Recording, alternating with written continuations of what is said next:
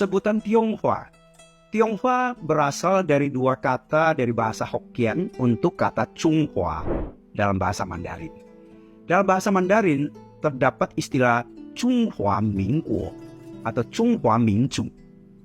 Kalau kita ngomong Chunghua Mingzhu, itu berarti suku bangsa Tionghoa, yaitu suatu bangsa yang berasal dari negeri Chungguo atau Tiongkok dalam bahasa Hokkien.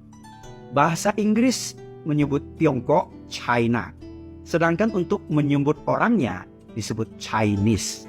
Sebutan Chunghua setidaknya sudah dimulai sejak tahun 1880 ketika orang-orang di Tiongkok ingin bebas dari kekuasaan feodal dinasti kerajaan dan membentuk negara yang lebih demokratis dan kuat.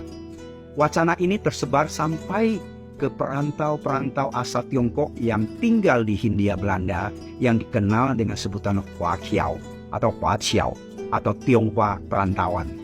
Pada tanggal 10 Oktober 1911, Dr. Sun Yat-sen berhasil menumbangkan dinasti Qing yang merupakan penjajah Manchuria. Dan tanggal 1 Januari 1912, berdirilah Republik Tionghoa atau Chunghua Mingguo di Guangzhou. Istilah ini kemudian disingkat hanya dengan mengambil huruf pertama Chung dan huruf terakhir Kuo menjadi Chungguo atau dalam bahasa Hokkien disebut Tiongkok.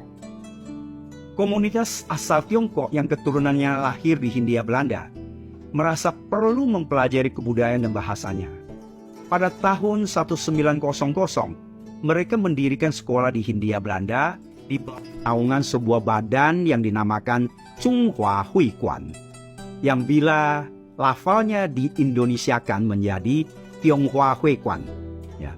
Tionghoa Huikuan dalam perjalanannya bukan saja memberikan pendidikan bahasa dan kebudayaan Tiongkok, tetapi juga menumbuhkan rasa persatuan orang-orang Tionghoa di Hindia Belanda. Seiring dengan perubahan istilah Cina yang digunakan pemerintah kolonial Belanda menjadi Tionghoa di Hindia Belanda, orang Tionghoa Indonesia tidak menyukai sebutan Cina karena dianggap menghina. Mereka lebih memilih dan sepakat menggunakan sebutan Tionghoa. Analoginya kurang lebih seperti orang Afro-American yang tidak suka disebut Negro atau Niger karena dianggap menghina. Mereka lebih suka disebut Black Man. Sama seperti menyebut orang kulit putih dengan sebutan white man yang dianggap netral. Sejak ditemukan secara tertulis selama kurang lebih 2000 tahun, masyarakat Tiongkok yang terdidik menggunakan istilah Huaxia untuk menyebut diri mereka. Orang kebanyakan jarang memahami istilah ini.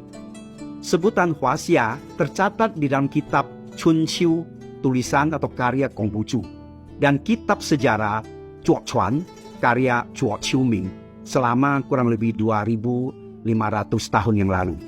Konghucu dan Zhuo Qiuming memaknai Huaxia sebagai kebangsaan yang berbudaya cemerlang, yaitu Xia, dan yang berbusana mewah, Hua. Sehingga masyarakat dataran Tiongkok kuno disebut berkebangsaan Huaxian. Pada masa sebelum Masehi, mereka sudah sangat mengenal apa itu sutra dan berpakaian lengkap serta berbudaya sangat tinggi. Sampai sekarang, busana kebesaran yang indah ini disebut Huafu. Hua, kata yang sama ya. Fu itu pakaian.